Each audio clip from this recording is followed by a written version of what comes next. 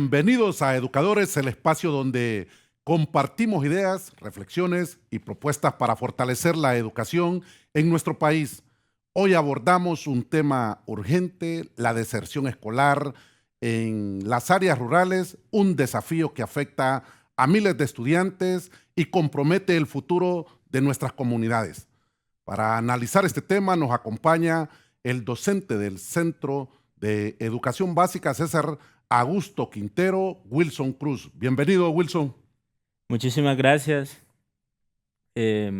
Pues aquí presente, acompañándoles, tomando en cuenta pues lo que es la deserción de estudiantes, de alumnos en nuestros centros educativos, tomando en cuenta también pues mucha problemática de la pobreza en nuestros centros educativos. Bueno, muchísimas gracias.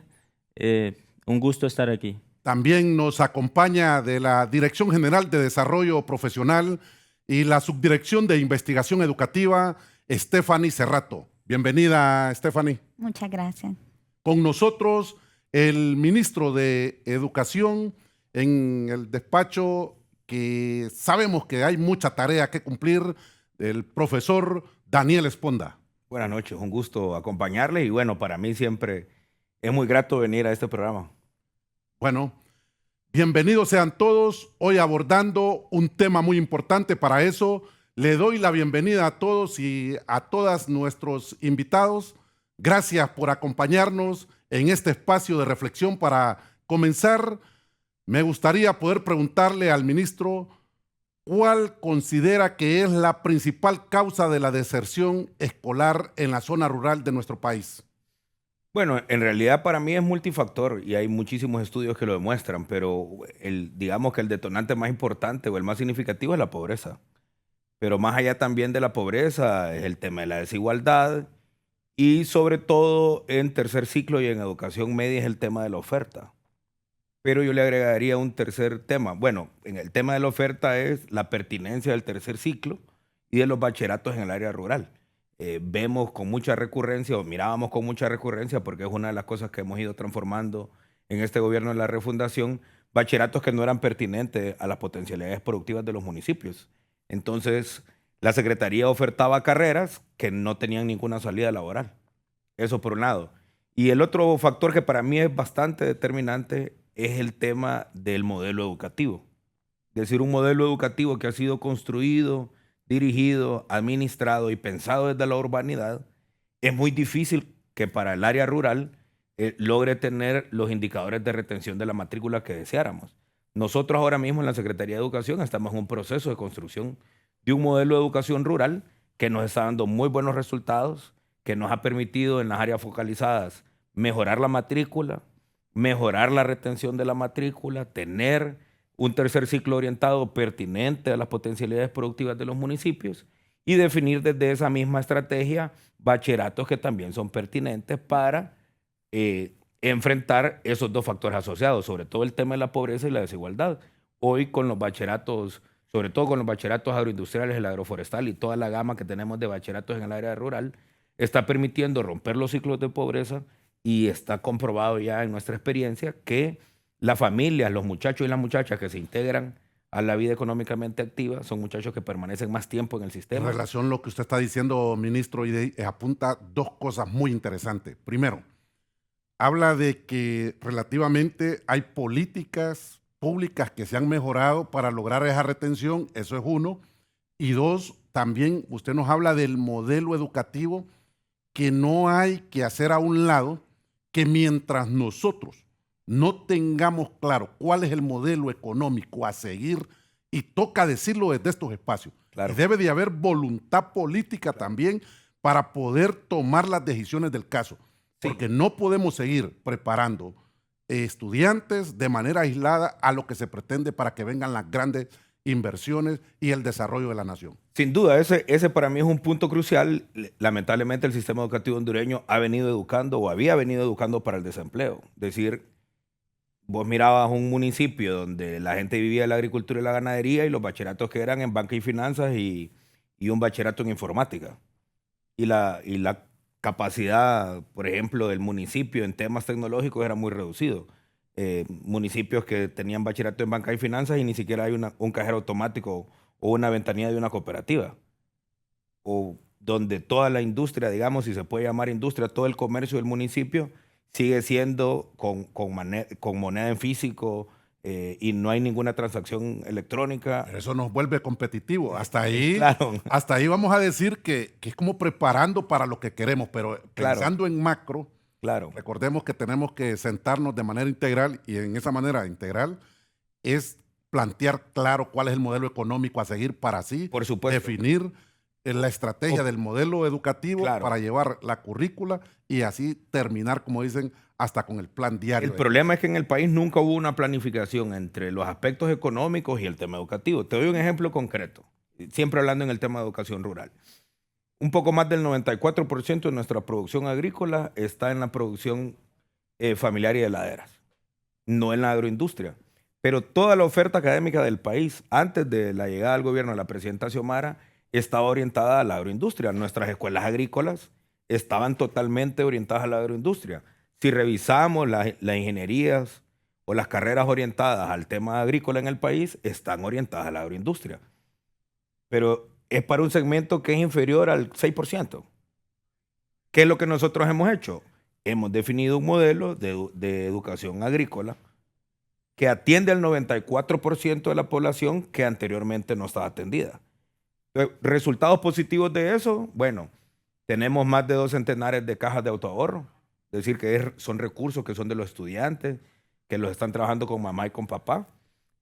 Tenemos ya 8 cooperativas, tenemos más de 1000 productos registrados con valor agregado, es decir, no estamos vendiendo sandías, ni melones, ni pepinos, estamos vendiendo derivados de todos los productos que estamos procesando y eso sin duda está generando ganancias a la economía familiar. Bueno, me imagino que los demás invitados también me van a decir que estamos monopolizando, pero ni modo, es una forma de poder sacar la información a la persona que está mejor informada en el tema de educación. Quedamos pendientes, ministros, de ver esas políticas que sabemos que no es fácil romper esquemas Claro. y le ha tocado romper un esquema en cambio a políticas para ir mejorando el sistema educativo que lo encontramos en aquel momento en cuidados intensivos y ya se le ha empezado a colocar oxígeno, no es fácil, pero aquí entonces, qué mejor preguntarle a Wilson, que es el que está en el aula, y desde su experiencia diaria, Wilson, ¿qué factores cree usted que más afectan la permanencia de los estudiantes en la escuela? Bueno, creo que un factor que afecta bastante lo que es la permanencia de los estudiantes es el trabajo de los niños. En mi caso, he visto y he presenciado la historia de niños que trabajan horas, o sea, el papá les pone horas a trabajar y ¿qué pasa? El niño no llega con la motivación Ya llega necesaria cansado. para la clase. El niño no tiene un rendimiento físico y de aprendizaje como debe ser. También el factor pues, del trabajo infantil, ese que hace pues, que los niños a veces tengan ausencias de algunos días a clase. ¿Por qué? Porque el papá tal vez lo necesita para ir a hacer un trabajo y piensa que la educación no es lo más importante. ¿No? Y es la forma de subsistir. Ya hay estudios que se han hecho y prefieren trabajar para poder sobrevivir Sí. como familia que ir a educarse. Claro. En este sentido, Stephanie, ¿qué datos estadísticos actuales manejan sobre la deserción en el área rural? Ok, bueno, creo que antes de dar la respuesta es importante mencionar, ¿verdad? Que el ministro ya lo comentaba, que esto es algo multicausal, entonces no podemos decir que el tema de deserción lo podemos ver desde una sola mirada. Entonces aquí es importante manejar el dato, también que entendemos por la parte de deserción escolar, ¿verdad? Lo mencionaba también el maestro Wilson. el detalle de ausencias en el aula educativa. Hay momentos que por X o Y razón las familias pues toman a bien que nuestros estudiantes en algún momento del año salgan de la escuela, pero no por eso es que ya es un estudiante que desertó, sino más bien es un estudiante en condición de ausencia, ¿verdad? Hemos mejorado a nivel de, se han estado haciendo análisis a nivel de las direcciones departamentales con los coordinadores de investigación, viendo el tema de matrícula y deserción, y vemos que en los últimos 3 años hemos tenido un progreso, varía entre un departamento y otro, pero sí es significativo poder ver que hay acciones que se han tomado desde la Secretaría de Educación que han impulsado para aumentar el tema de la matrícula escolar y disminuir la deserción. Aquí es donde preguntamos, hay un término que a nosotros se nos decía, ¿por qué deserción? Y este es un término militar, decía. Entonces, exactamente. En eso. Por eso lo mencionaba, es importante tener cuidado, ¿verdad? Cuando entramos, cuando decimos que un estudiante desertó completamente, que es cuando ya no tenemos ningún rastro de él, no tenemos manera de poder identificar dónde se encuentra este estudiante, algún antecedente de qué pasó con su familia, pero hay casos, como bien lo mencionaban, que por condiciones familiares, por situaciones económicas, pues a muchas de nuestros estudiantes pues les toca tener ese doble rol, ¿verdad? Aquí es un poco el tema del concepto, ¿no? Exactamente. Porque yo comparto plenamente con Luis, es decir, los niños no desertan de las escuelas. Los niños son excluidos del derecho a la educación. Como bien lo decía Stephanie, por diferentes causas, igual lo decía el compañero maestro. El tema es que, digamos, que esos conceptos los han puesto de moda los grandes gurús, digamos, los que definen las políticas educativas en el mundo, pero en realidad los niños no se van de la escuela porque quieren. Exactamente. Los niños se van de la escuela porque en la familia no hay suficientes recursos y papá necesita llevárselo a trabajar una semana o 2. Y se ausentan. Y se ausenta. Exactamente. Ahora, ¿cuál es la tarea y cuál es el trabajo? Porque aquí la otra situación es cómo mantenemos políticas sostenidas en el tiempo. Es decir, el gobierno de la presidenta ha definido algunas políticas en materia educativa que tributan al mejoramiento de la calidad en el salón de clases, pero no necesariamente es una acción educativa, digamos, el tema de la alimentación escolar. La alimentación escolar, hoy, Honduras es uno de los 5 países que mejor maneja el tema de la alimentación escolar en el mundo. De acuerdo a sus indicadores, ministro, ¿se ha dado cuenta que hay niños que es el único tiempo de comida que hacen? A eso iba a ir, lamentablemente. Fíjese usted, los datos del año 20 y del año 21 para mí no son tan precisos, pues estábamos en la pandemia, pero Honduras estaba como en el 6% cada año en promedio en deserción escolar. Nosotros lo hemos llegado a reducir por debajo del 3%. Ahora, ¿por qué hemos reducido casi a la mitad la deserción escolar, digamos, del dato más alto que tuvimos antes de la pandemia? Precisamente por la alimentación escolar. Es que terriblemente, y no lo digo con satisfacción, lo digo con preocupación y tristeza, hay niños en nuestro país que lo único que comen es lo que está en la escuela. Por eso es que la pelea tan fuerte nuestra, sobre todo en este gobierno que ha sido tan amigable con el gremio que le ha restituido sus derechos, perder un día de clases o no ir un día a clases es un día que los niños no comen en muchas zonas del país. Pero aparte de eso, ministro, usted, yo sé que como historiador conoce que desde 1879 ha sido una política a nivel del mundo venir trabajando incluso en decremento a estas posibilidades, llegar un poco más a la comercialización de la educación.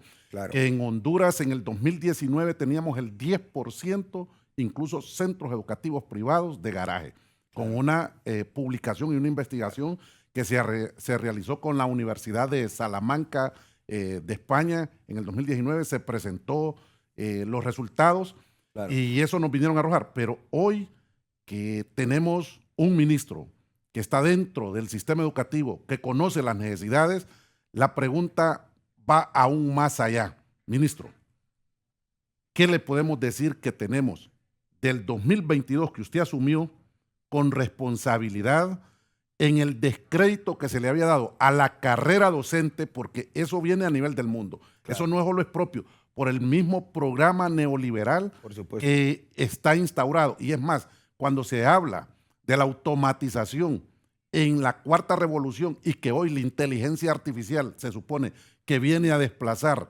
muchas de las carreras, ¿qué podemos decirle antes de irnos a una pausa?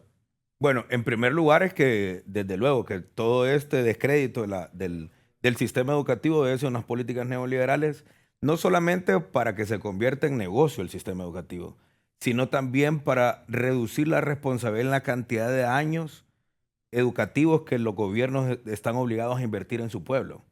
Esa es una cosa muy importante. Y revisar, por ejemplo, datos que no nos va a dar el tiempo de cuántos de nuestros egresados culminan la universidad, por ejemplo. Que es una cifra que nos debería preocupar muchísimo.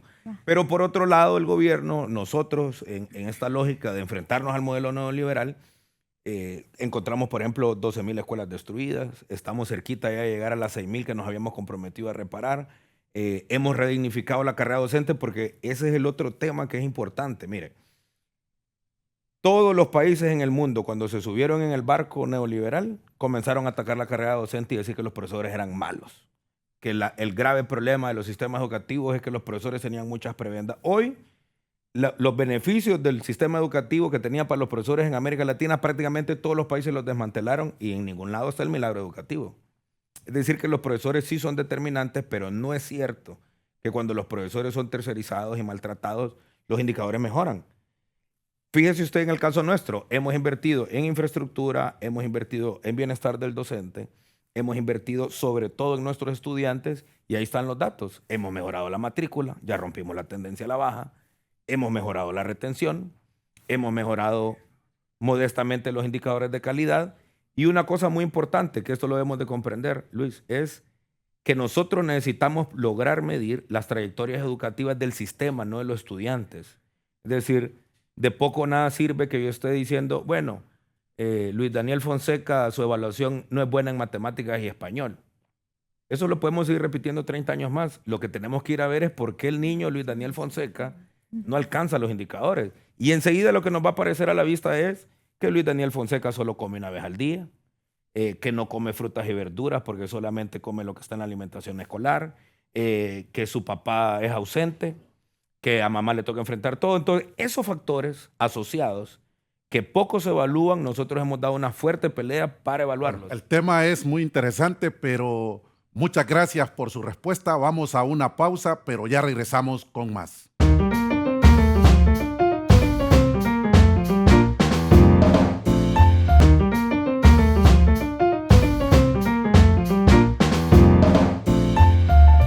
Gracias por seguir con nosotros. Continuamos hablando sobre la deserción de estudiantes en áreas rurales.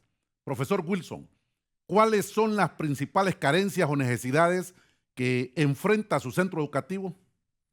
Bueno, tomando en consideración, en primer lugar, pues, una de las necesidades y que nosotros hemos estado haciendo gestiones como docentes es lo de la tecnología, ya que estamos ahora, en la actualidad, pues, si no es con tecnología, los niños tienen menos motivación. También, pues, Profe Wilson, pero cuando hablamos de tecnología incluida en la educación, ¿en qué nivel? Porque nosotros siempre hemos dicho que la tecnología debe ser como la herramienta, porque si nos vamos a Finlandia, un país de primer mundo, más bien está retornando a la presencialidad y al libro. Claro. Exacto. Entonces, nos gustaría que desde esa perspectiva pudiéramos decirle a los demás compañeros y a la población en general que cómo miramos la tecnología independientemente de dónde nos encontremos. Sí, correcto. Nosotros, bueno, tomamos en consideración la tecnología porque actualmente, pues, muchos de los niños tienen apego a la tecnología. A los aparatos tecnológicos. Aparatos tecnológicos. Ajá. Bueno, en este tema, pues, de la tecnología, pues nosotros trabajamos con el programa de Telebásica. Sin duda, pues nos ha ayudado muchísimo a tener avances con recursos didácticos, tecnología, en caso, pues, pero no es lo suficiente como para decir así. Recursos didácticos nosotros, de parte del gobierno, hemos tenido carencia porque no nos ha llegado para todos estudiantes. O sea, de primero... Prácticamente con los libros, ¿cómo estamos en su centro educativo? Sí, hay necesidad de libros en nuestro centro educativo. O el material Material audiovisual que pronunciaba anteriormente, igual han ido por gestiones teniendo, dice algunos. Exactamente, se han realizado las gestiones, pero ¿Cuántos niños tienen en su escuela? tenemos 145 niños. ¿Y cuántos reciben de matrícula gratis? De matrícula gratis, actualmente se recibe hasta 42,000 por ahí. Sí, es un promedio. Se ha trabajado en matrícula gratis con la cerca perimetral, o sea, necesitábamos nosotros que los niños tuvieran una seguridad, que estuvieran más, como decirlo, más cómodos, se sintieran más cómodos, más seguros. Y pues el pensamiento pues, docente es de que siempre van a existir las necesidades en los centros educativos, pero hay que ir avanzando en las necesidades que tenemos más, que necesitamos más. Totalmente de acuerdo, Wilson. Sabemos que las necesidades son múltiples. Poco a poco, como decíamos, se le coloca oxígeno al sistema y tenemos que trabajar también, y sabe el ministro que hay cosas que son estructurales y que el cambio no es de un rato a otro, pero se ha ido avanzando. Stephanie, ¿cuáles son los principales retos que enfrenta el Estado para mantener a los estudiantes en las escuelas rurales? Los principales retos, bueno, creo que es algo complejo, ¿verdad? Y no lo podemos ver desde una sola perspectiva. Podríamos mencionar el tema de, ya lo mencionaba, la parte del modelo educativo. Creo que tenemos que aprender a ver nuestro sistema no como algo homogéneo, sino como con esas variantes que tenemos en ciertas realidades. A través de, se hizo un estudio sobre el modelo Educar, que es el modelo de las escuelas... De la ITC. de las escuelas ITC, correcto. Y aquí nos daban algunos datos muy importantes, ¿verdad? Entre ellos está cómo hay comunidades que de repente tenían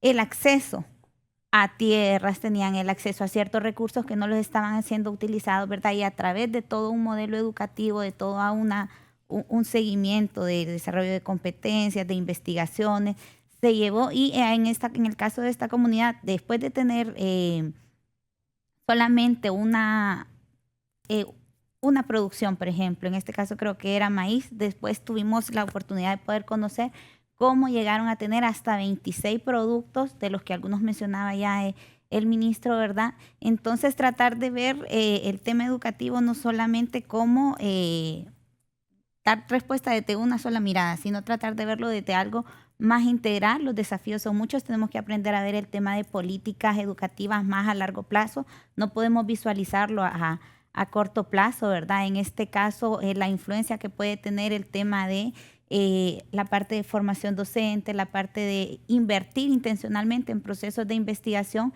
es clave, porque al final es lo que nos puede dar luces para saber cómo mantener ciertas políticas que son de beneficio para el sistema educativo a largo plazo. Bueno, hay una unidad, Stephanie, que se llama modalidades educativas, y como usted ahorita lo decía, las diferentes modalidades. ¿Qué podemos comentarle a la sociedad en general de qué trata esa unidad de modalidades educativas dentro de la Secretaría? Sí, bueno, pero aquí creo que tratamos de dar respuesta, ¿verdad?, a las diferentes realidades que tenemos. Ya lo mencionábamos, creo que de los procesos más grandes que llevamos en este caso es el programa de alfabetización que se está llevando desde la Dirección de Modalidades Educativas. Tenemos también este espacio donde pretendemos atender, y decimos pretendemos porque sabemos que es una realidad compleja, todo el tema de atención a la diversidad, talentos excepcionales, capacidades especiales de nuestros niños y niñas, jóvenes que están fuera de la edad escolar. Deportes. Todo el área de deportes. Entonces, aquí es donde tratamos de vincular todos estos temas transversales que tienen que ver con el sistema educativo y ver desde esta dirección cómo podemos irlos haciendo una realidad en las aulas de clases, ¿verdad? Sumado a ello tenemos también el bachillerato virtual, que justo estamos haciendo una investigación en este tema, ¿verdad? Cómo podemos darle una alternativa más a estos estudiantes que están fuera del sistema desde esta modalidad virtual, ¿verdad? Ya lo mencionaba el el maestro Wilson lo importante que es aprender a utilizar las herramientas tecnológicas, porque no necesitamos que los niños utilicen el celular solamente para el tema de ocio, sino más bien a favor de su aprendizaje y a través de este bachillerato pues tenemos muy altas expectativas de que lo podemos lograr. Por cierto, y con ese tema de la responsabilidad limitada de cada una de las empresas que hoy venden un servicio de Internet, no hemos podido tener conectividad en la mayoría de los centros educativos. Tenemos desafíos importantes. Creo que el tema de cobertura no solamente es a través del Internet, también hay centros educativos que todavía no tienen luz eléctrica y es clave ver cómo podemos llegar a estos 60% de centros educativos que todavía les falta este tema de conectividad.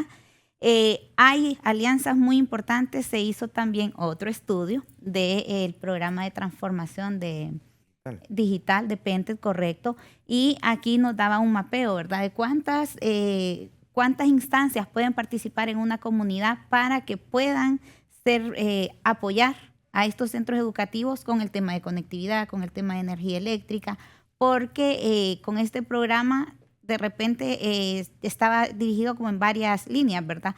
En algunos casos apoyaba con el tema de conectividad, con el tema de dispositivos con las tablets, con computadoras, formación docente, pero la realidad de cada centro educativo era distinto. Entonces, en este estudio se reflejó cómo al articular y al sentar a todas las partes involucradas en la comunidad educativa, intencionalmente ellos, al ver el orden y la organización que se estaban dando en estos procesos, ellos se sumaban, ¿verdad?, a poder apoyar y ir mejorando este tema de conectividad. Mire cómo se viene dando el foro, y en esto entonces cabe la gran pregunta para el ministro. ¿Qué papel juega la falta de infraestructura en los centros educativos, transporte, servicios básicos, en la deserción? Bueno, es que mire, en el país en realidad no hace falta infraestructura. Honduras es uno de los países de Centroamérica que más escuelas tiene. El tema es cómo gestionamos la infraestructura. Y me voy a regresar un poco a lo que decía el compañero. Por ejemplo, el tema de la tecnología. La gente hoy, cuando hablamos de tecnología, piensa que estamos hablando de aparatos tecnológicos. La tecnología más antigua que llegó a la escuela es la pizarra. Y la seguimos utilizando. Que hoy sea digital es otra cosa. La pizarra comenzó en el suelo, ¿sí? Otra tecnología que llegó a la escuela fue el libro. El libro es una tecnología, es una innovación que llegó a la escuela. Hoy los tenemos digitales. Nuestro tercer objetivo es el desarrollo de habilidades digitales, ¿sí? Pero no podemos perder, como decía mi mamá, el ABC. Es decir, sí debemos dar el salto a la tecnología. Y quiero dar un ejemplo que ocurre muchísimo en las áreas urbanas. Usted va, por ejemplo, a un banco y ahí hay una maquinita para que usted le dé el ticket para decirle en qué orden va a la caja. Y usted encuentra en casi todos los bancos una persona a la par de esa maquinita pidiéndole su número. Esa máquina está para que en teoría no haya un trabajador ahí entregándole el número. Entonces hay que tener mucho cuidado cómo utilizamos la tecnología y todo este tema del posmodernismo. La segunda cosa es cómo gestionamos el centro educativo. Somos el país de Centroamérica, uno de los países de Centroamérica que más escuelas tiene, pero el problema también es que las escuelas estuvieron en abandono en la infraestructura. Hoy nosotros estamos en un fuerte programa de reconstrucción escolar, pero el problema además es cultural, Luis. La gente no asume la escuela como que es nuestra, que la escuela es de la comunidad. La escuela no es del gobierno. La escuela es de la comunidad. Yo recuerdo mi escuelita allá en Los Chorros, la Gloria Figueroa de López Arellano, en Sabana Grande, con mucho cariño, porque yo sigo diciendo que esa es mi escuela. En ese contexto, y una crítica constructiva, no creas que te estoy regañando. Si la escuela es, lo prioritario de la escuela es educar a los niños, el cerco es una segunda cosa. Lo primero debería ser los materiales. Y estoy de acuerdo que los profesores hacen esfuerzo. Cercos mentales. Sí, pero por eso te digo que es un tema cultural, que esa es la barrera más difícil que hay que romper. Porque la gente dice, bueno, ¿cómo bien se hacen ferias, venta de horchata o cosas, o vamos a pedir para hacer un muro, pero no para comprar libros? Claro, es responsabilidad del Estado. No vamos a dejar a un lado que es responsabilidad del Estado. Por supuesto que es responsabilidad del Estado. Y nosotros hemos venido haciendo esfuerzos por eso, y es una de las grandes tareas que no vamos a poder culminar al 100%, pero vamos a seguir haciendo entrega de libros de texto y el tema de la tecnología. Entonces, tiene que ver muchísimo, que es nuestro sexto elemento del plan de refundación, del plan 365, el tema de los ambientes escolares, es decir, cómo la comunidad se agrupa alrededor de la escuela. Te doy un ejemplo sencillo. Una escuela en una comunidad garífuna en Tela, esa comunidad no tiene electricidad. Está fuera de la red de la Empresa Nacional de Energía Eléctrica y es imposible que llegue porque está justo en un cabo ahí, en un pequeño cabo en Tela, ¿sí? Segundo, no tiene cobertura de Hondutel, ni tiene cobertura de las 2 telefónicas que venden internet, ¿sí? Hoy, el único lugar de esa comunidad garífuna que tiene electricidad es la escuela. Y el único lugar que tiene conectividad a internet es la escuela, ¿sí? Quiere decir que toda la comunidad, el epicentro del desarrollo de esa comunidad debe ser la escuela. Ahora, la escuela la dejamos súper linda. Hoy tiene laboratorio de computación, tiene libros de texto, profesores. Pero si la comunidad no comprende que esa escuela es de ellos y que la tienen que cuidar, va a fracasar. Entonces, Stephanie te decía una cosa importante de las innovaciones y en función de tu pregunta. Hoy los muchachos de esa comunidad garífuna y las muchachas que terminan el 9º grado pueden seguir su bachillerato de manera virtual en la escuela. Pero ahora bien, hay que cuidar la computadora. Hay que evitar que se vayan a robar la antena, que se roben las baterías del sistema de energía solar, porque si no, entonces nos quedamos sin nada. Entonces yo pienso que... Sucede esos robos en muchos centros educativos. Sí, claro, claro. Fíjate que una de las cosas más recurrentes que me ha ocurrido a mí de ministro es que los directores me piden aseadoras y vigilantes. Volvemos al tema de la gestión de la escuela. Está bien, hay tareas de limpieza que no la van a hacer los niños. Vos sos un niño de escuela rural, yo también. Te tocó limpiar baños. Y la primera cosa que nos pegaba la profesora en el salón de clase era el horario de limpieza. Así es. ¿Por qué los niños de hoy no pueden? Aquí estoy yo de ministro. Países muy avanzados, Japón. Sí, hoy claro. miramos los niños. Bueno, en las niñas son encargados. la escuela japonesa no hay personal de limpieza. Así es. Entonces, es un tema cultural Son países de primer mundo. Claro, que hay que ir rompiendo. Ahora te quiero decir otra cosa que no iba en esta pregunta, pero no quiero que se pierda. Es qué ocurre con los que se van de la escuela, con los que desertan o los que han estado excluidos. No debemos de pensar que esos son ciudadanos de segunda categoría y que ya no son responsabilidad nuestra. Son responsabilidad nuestra. Es más, hoy el país está en un fuerte proceso de alfabetización. Te doy una buena noticia, la última estadística que revisamos el viernes. Tenemos más de 500,000 personas ya alfabetizadas. El día... ¿Cuál es la meta? Miércoles. Bajarlo por debajo del 4% es llegar más o menos como unos 550. Pero lo importante que te quiero decir es que ya el país está casi en el 4%. Es decir, ya casi llegamos a la meta. El miércoles vamos a declarar, por ejemplo, el departamento del Ancho libre de analfabetismo. Pero hoy, en ese tema cultural, yo estoy muy contento porque el ministro de Seguridad lo ha comprendido y el director de tránsito también lo ha entendido. Hoy un requisito en la ley de tránsito para sacar una licencia de conducir es leer y escribir. Hoy, junto a la Policía de Tránsito y la Secretaría de Seguridad, estamos también impulsando el programa de alfabetización. Entonces, ¿qué te quiero decir? Sobre todo por cuando nos dicen de la matrícula. Hoy el país tiene 500,000 personas más que estaban excluidas del derecho a la educación, que desertaron o que se fueron, o que nunca pudieron ejercer su derecho a la educación, que están acá. Entonces, por eso es importante reconocer que, que la educación es a lo largo de la vida y que no importa el momento. Y te doy otro dato importante, porque hablabas del tema de la infraestructura y cómo alineábamos al tema económico. El día sábado aperturamos nuestra segunda promoción de cursos libres. ¿Qué son los cursos libres? Son cursos que estamos dando en colegios técnicos, en algunos colegios técnicos, aquí en Tegucigalpa, en el Técnico Honduras de la Kennedy, electricidad básica, soldadura, mecánica, obra civil básica. Mira que la Secretaría nunca había dado cursos de obra civil, es decir, de albañilería. Entonces, ¿qué hicimos? Nos reunimos con la gente. Todo estaba concentrado en el Infoc. Todo estaba concentrado en el Infoc, pero el Infoc es muy chiquitito. La cobertura de la Secretaría de Educación es la cobertura más amplia. Le ganamos a la red de salud, le ganamos a la policía, le ganamos al ejército, donde tiene mayor presencia el Estado en educación. Entonces, ¿qué ocurre? El año pasado graduamos la primera promoción de estos cursos. Teníamos muchachos que están todavía en edad escolar, que van a la escuela o al colegio de lunes a viernes y el sábado están en los cursos. Pero también tuvimos una graduada de 53 años. Entonces, ¿qué es lo importante? La oferta académica nosotros la estamos ampliando no solamente para la educación escolarizada, sino también para educación para el trabajo y para otras áreas del conocimiento que son fundamentales. Bueno, hablar de educación yo creo que es todo el día y no se nos ajusta el tiempo, pero gracias por esta valiosa información.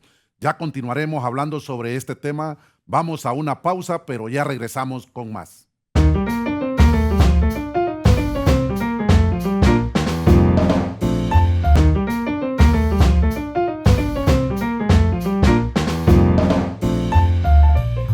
Gracias por continuar con nosotros. Hemos abordado diferentes puntos de vista sobre el tema de hoy. Continuamos conversando con el ministro de Educación y el profesor Wilson y también la licenciada Stephanie. Acá regresamos de nuevo con el ministro. ¿Cómo se está apoyando a los docentes rurales para mejorar la retención de sus estudiantes? Bueno, esa es una muy buena pregunta, porque nosotros ahora mismo estamos construyendo este modelo de educación rural, que es un proceso que está en construcción. Tenemos ya registradas alrededor, si no me equivoco, un poco más de 2.000 redes educativas a nivel nacional. 2100. 2.100, ¿verdad? 2.100 redes educativas a nivel nacional. Y de las redes que a mí más me gustan y las que están funcionando mejor, precisamente son las del área rural. Una de las redes más importantes precisamente es la red ITC y la Red Nacional de Escuelas Agrícolas. Porque eso es darle un vuelco completo a lo que estábamos haciendo en educación rural. Ministro, y se ha hecho la pregunta, si esto no está dentro de un documento, si esto va a continuar una vez que usted se vaya. Bueno, ahora mismo en el Congreso... ¿Cómo se va a volver sostenible? Ya pasaron 2 debates de nuestra ley especial para escuelas especializadas. ¿Qué son las escuelas especializadas? Son centros educativos que tienen una especialización. Por ejemplo, las escuelas normales bilingües, que ahí tenemos una experiencia muy linda porque en la ruralidad, en Ocotepeque, por ejemplo, ya tenemos escuelas públicas bilingües que van en 2º y 3er grado. En la ruralidad de Atlántida también tenemos escuelas bilingües que van en 2º grado. Y el tema de las escuelas agrícolas, que son centros educativos especializados, también van dentro de esa ley. Entonces, ¿qué nos va a permitir esa ley? Mira qué cosa más importante.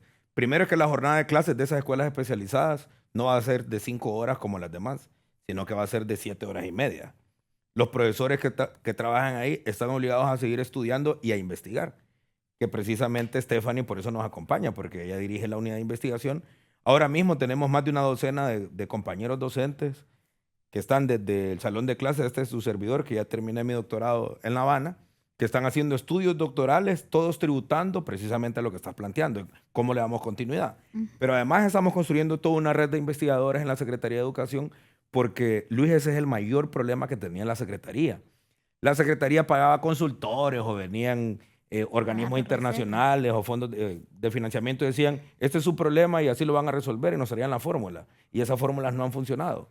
Nosotros hemos construido una estrategia que garantice que las investigaciones vengan desde el salón de clase y que las alternativas a esos problemas se construyan desde el salón de clase. Ministro, pero más que poder decir eso y con una noticia muy importante que usted mencionaba, en el departamento de Ocotepeque se ha preguntado si cada departamento se merece por lo menos el primer centro educativo ensayo en relación a lo que usted mencionaba de que ya son trilingües, que ya van formándose en otra lengua que viene a fortalecer también la economía, porque recordemos que a nivel de Centroamérica el mayor número de call center están en Honduras por la forma fluida que se habla. Tenemos un buen inglés. Un buen inglés, entonces pero fíjate que es una ventana de oportunidad que se le brinda.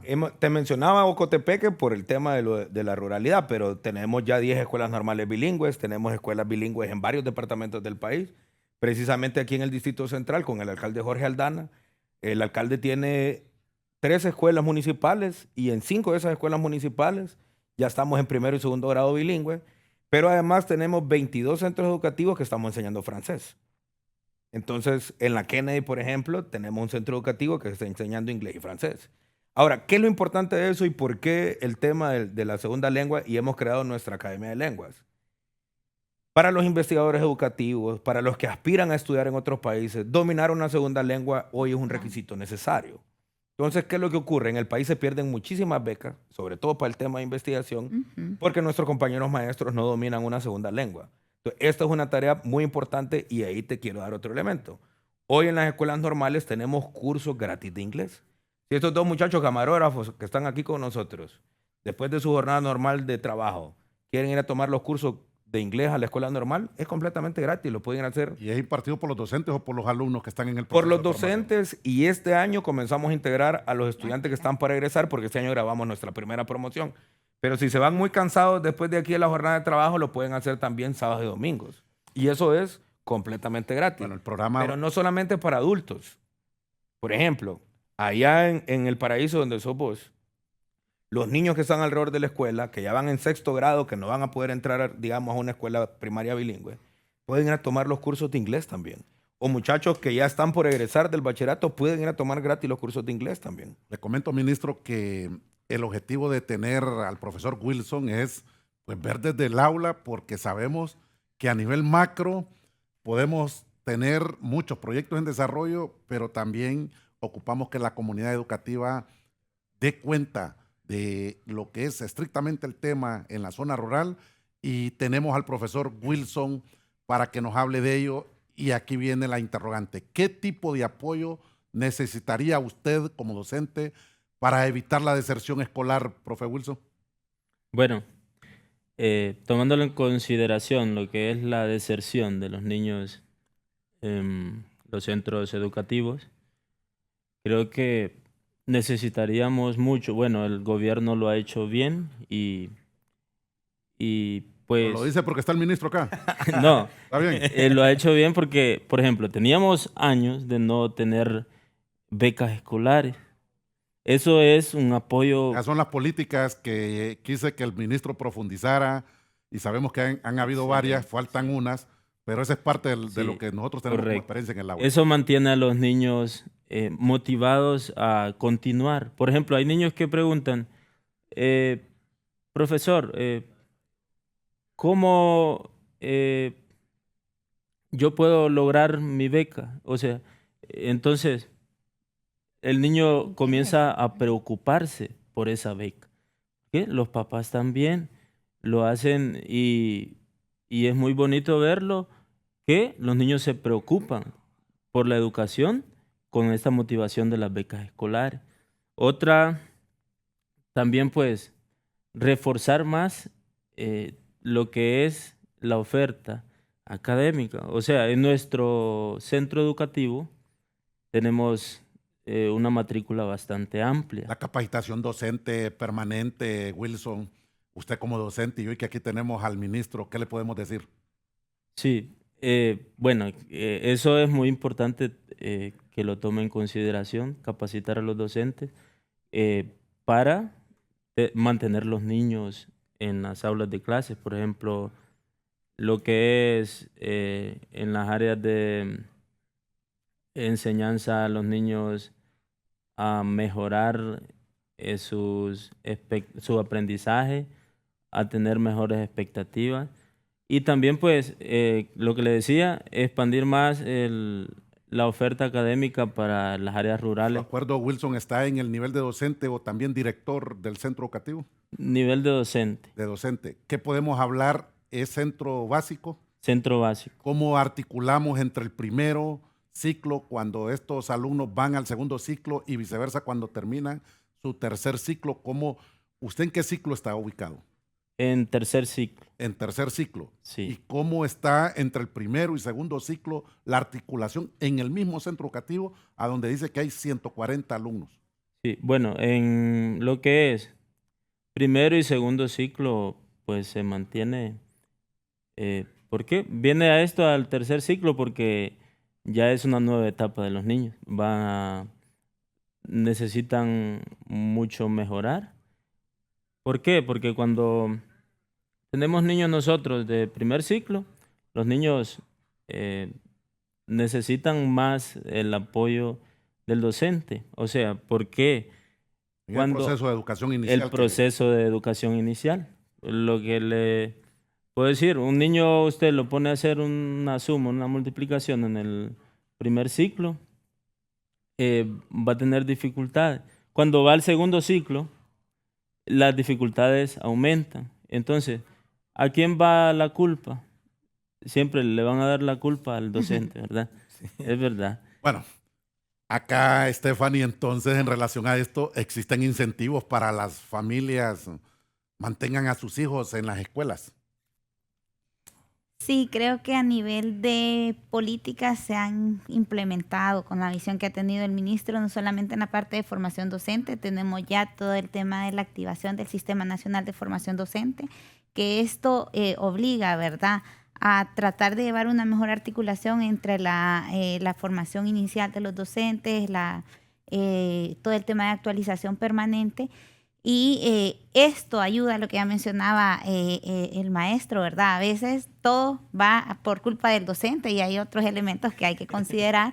El tema de las becas, el tema de todos los proyectos al final intentan poder sumar a que disminuyamos la parte de deserción, a que mejoremos cuáles son esas condiciones que tenemos. No es fácil porque al final es tener una visión de sistema, ¿verdad? Pero el impacto tiene que verse a nivel de aula, entonces es tratar de llevarlo en doble vía y, por ejemplo, todas estas acciones que se están haciendo en la parte deportiva también es clave, la parte de motivación, el tema de bienestar docente, sí se están trabajando diferentes líneas, así que la expectativa es que todo esto apoye, ¿verdad?, a mejorar y a disminuir todo el tema de deserción. Gracias por esta información. Ya estamos casi por terminar nuestro programa, pero vamos a una pausa y volvemos con las últimas preguntas.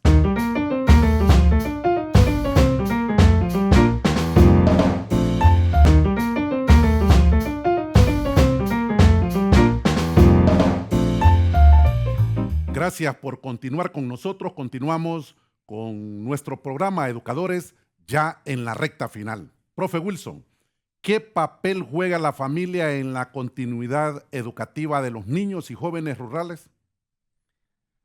El papel fundamental pues, de la familia, como lo decimos siempre, familia, niño y docente debe ser un solo. Es el trinomio perfecto. Es el trinomio perfecto. Entonces, he visto y he presenciado historias de niños que el papá se fue a Estados Unidos y tuvo que llevar su niño. Entonces, ¿eso afecta bastante en la educación? Sí, pero el papel pues que juegan los padres, más que todo el apoyo que tienen que dar siempre al niño es mantenerlo estudiando, apoyarle con lo que el niño necesita. También es bastante fundamental que el padre apoye al niño sin importar pues problemas que tenga el niño. Por ejemplo, a veces hay un niño que tiene dificultad de aprendizaje. El padre ¿qué dice? No lo voy a mandar al niño porque no me le enseña. ¿Sí? Entonces, eso va a tener bastante problema con la educación del niño. O sea, cuando nosotros buscamos apoyar al niño, ya sea vinculamos las clases con temas importantes para que el niño se mantenga en el aula de clases. Buscamos también programas que mejoren y que regeneren los problemas que hay en el niño. Por ejemplo, Se ha referido 2 veces programas, problema de aprendizaje, en programas para que mejore el niño. La pregunta es, profe Wilson, ¿sabe usted que hay una unidad o un departamento a lo interno, no sé si es de la Secretaría de Educación o de Sí. qué espacio, que ayuda a fortalecer capacidades a los docentes para poder tratar este tipo de casos? No, bueno, y nosotros necesitamos tanto de el apoyo de las familias a nosotros como docentes, que las familias pues estén al tanto, que se integren, porque hay padres que se ausentan del aula de clase. La educación es un proceso. Es un Y en proceso. el proceso ocupamos la integración. Y es más, cuando hablamos de la comunidad educativa, no hablamos que venimos de, voy a colocar el nombre del centro educativo que yo pertenezco.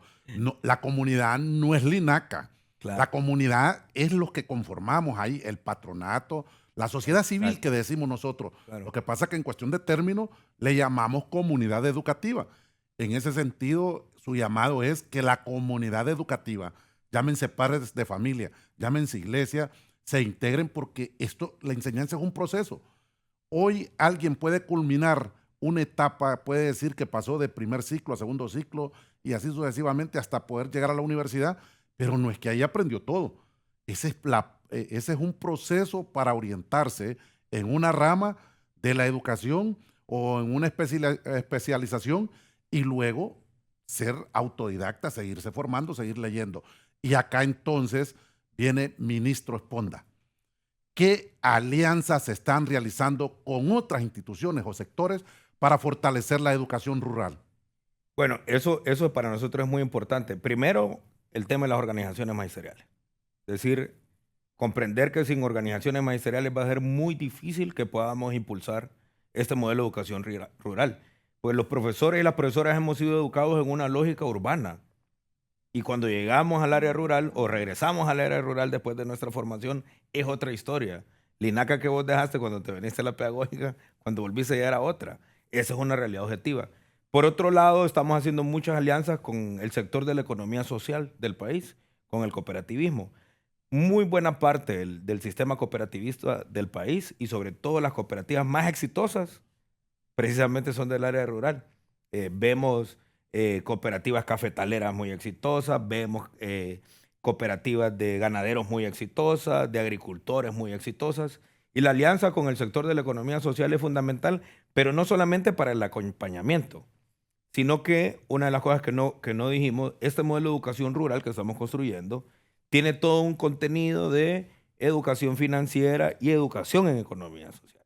Es decir, eso que te cuento de las cajas de autoahorro que no están en la legislación nacional, sino que es un ejercicio práctico para que puedan llegar a cajas rurales, que ya tenemos cajas rurales para que después puedan pasar a ser cooperativas, no es un invento sacado de la manga.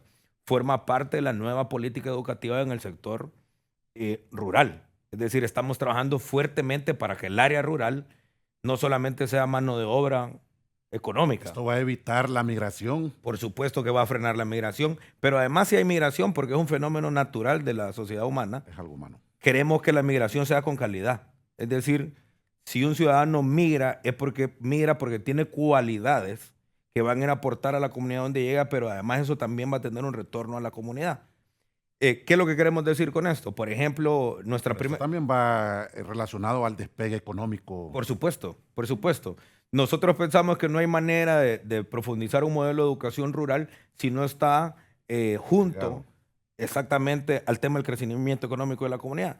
Hemos definido dentro del modelo de educar, digamos, y del modelo de educación rural las escuelas de campo. ¿Qué es la escuela de campo? Tributando nuestro elemento 6, la escuela no solo son las 4 paredes, que era lo que le decía el profesor. La escuela es qué es lo que ocurre en la casa de los educandos. Entonces, un ejercicio muy lindo que estamos haciendo en el tercer ciclo y en bachillerato es que las técnicas, nos hemos declarado enemigos de los transgénicos, de los agroquímicos, de los pesticidas, y eso nos está dando Nos va respuesta. a dar incluso calidad de vida. Claro, porque estamos construyendo una potente política de autonomía e independencia alimentaria. Tenemos ya entre maíz y frijoles 28 variedades de semillas criollas, que en el pasado la Secretaría de Educación no tenía registro de ellas. Entonces, ¿qué ocurre? Si la escuela de campo lleva buenas prácticas al terreno, estamos trabajando recuperación del bosque, recuperación de las fuentes de agua, etcétera, ¿no? Esto viene a decir que usted tiene alianzas también con la Secretaría De Agricultura y Ganadería Claro, y con la Universidad de Agricultura. de allá de Atacamas. ¿cómo se llama acá? De que se dedica a lo forestal. También Nacifor. con el Nacifor.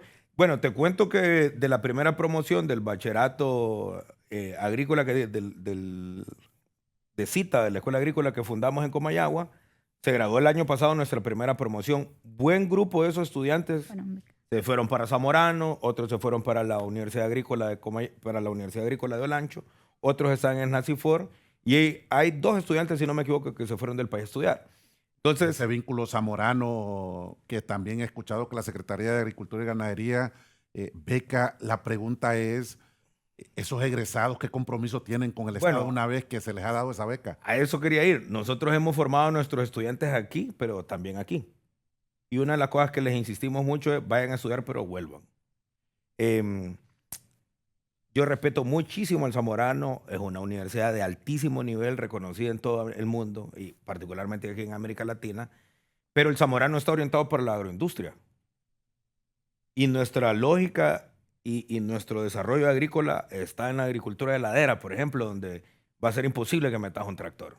Entonces nosotros estamos desde la red de escuelas agrícolas y en estas alianzas que estamos haciendo con los sectores productivos del país, sobre todo con el sector social de la producción, estamos regresando al tema de la tracción animal, por ejemplo. Es aquí entonces donde tenemos la fuga de cerebro que decimos. Claro, claro. Y fíjate que estamos trabajando en la red de centros educativos industriales, técnicos industriales. Entonces les hemos dado una tarea, junto a una alianza con la Universidad Pedagógica, estamos teniendo desarrollo agrícola e investigación agrícola, pero en el campo de la industria estamos investigando y haciendo muy poco en el tema de investigación e innovación. Entonces la tarea hoy es que los técnicos agrícolas puedan dialogar con la otra red, que son las de los centros educativos agrícolas. Los industriales y los agrícolas les permita desarrollar algunas tecnologías, pueden ser maquinarias o algunas otras tecnologías que permitan el mejoramiento de la producción agrícola, que eso tendría mucho sentido. Y nosotros aquí en la región lo vemos, no estamos inventando el agua caliente. La industria cafetalera costarricense, muchas de las máquinas que se utilizan en la producción ya se construyen en Costa Rica. Nosotros lo podemos hacer también y espero que en un par de meses lo podamos hacer. Stephanie y Wilson me van a reclamar, me van a decir, Claro. solo el ministro hizo el programa. Stephanie, ¿qué mensaje quisiera enviar a los maestros, padres y estudiantes de la zona rural que luchan día a día por continuar con sus estudios? Okay, creo que el mensaje sería apostemos por la educación, ¿verdad? Al final, si queremos transformar nuestra realidad, esto se puede hacer solamente a través de estos espacios educativos que nos permiten crecer, motivarnos, formarnos y tener una noción distinta de lo que es nuestro entorno, amar a nuestra patria, que esto es sumamente importante, ¿verdad? Y seguir afrontando los desafíos que la vida nos presenta, pero cuando lo hacemos con educación, lo hacemos con amor y tener siempre el amor y el respeto a la familia, ¿verdad? Ministro, quiero comentarle que el Colprosuma ha trabajado base filosófica para un nuevo modelo educativo, pero sobre eso también colocamos un eslogan y decimos que la educación debe de ser el eje de desarrollo de la nación. Claro.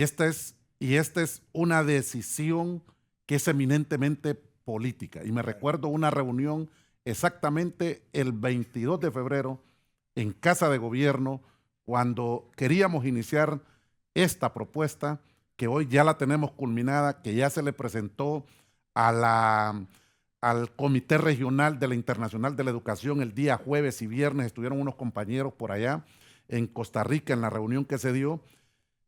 Y en este momento, desde esa decisión política, queremos también nosotros, en su momento, en un evento, entregarle a usted como autoridad educativa y luego también a los precandidatos que hay, que vienen por ese nuevo proceso electoral y que vamos a concertar esa cita, y hoy lo decimos desde este programa, para poderle hacer entrega y poder trabajar en base a eso. Si no tenemos nada por escrito y claro nosotros de que tenemos que revisar el modelo económico, vamos a seguir maquillando el modelo educativo, porque recordemos que lo nuestro se vuelve estructural. Así, en un mensaje final, ministro, ¿qué podemos decir en relación al tema, más los impactos fuertes estructurales que hay que cambiar en el sistema educativo? Bueno, en primer lugar, si el sistema educativo no profundiza el modelo de educación rural, va a ser muy difícil que tengamos crecimiento económico. Muy buena parte de los recursos que genera el país se generan en el campo. Eso es fundamental. El otro aspecto es que debemos de asumir que tenemos enormes retos y que no podemos descuidar los extremos del sistema. Es decir, por donde todavía tenemos retos gigantescos y por donde estamos avanzando.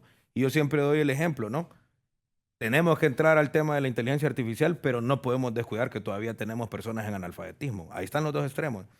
Y por otro lado, un gigantesco reto que tiene el país es lograr alinear la planificación económica al sistema educativo o a la inversa. Es alinear el sistema educativo a la planificación económica. No puede el país seguir educando para el desempleo. Nosotros ya rompimos ese paradigma, pero sería un terrible error que el siguiente gobierno retroceda. Profe Wilson, ¿qué mensaje le gustaría darle a las autoridades para mejorar la situación en su comunidad educativa? Bueno, que luchen, en primer lugar, es la educación, que preocuparse por el área rural, que es la base de nuestra economía, como lo decía el licenciado, y trabajar por la educación rural a nuestras autoridades, implementar apoyo a la juventud que tanto lo necesita, con programas de apoyo profesional, ya que muchos no estudiamos o no estudian carreras profesionales por la economía, pero preocuparse por la educación en general. Bueno, recuerden que nos pueden seguir en todas nuestras redes sociales. Nos encuentran como STVE Telebásica y pueden descargar las aplicaciones en sus celulares para poder ver en vivo nuestra programación a cualquier hora desde cualquier parte del mundo. Nuevamente, gracias por acompañarnos, señor ministro, Stephanie, Wilson. Hasta la próxima edición.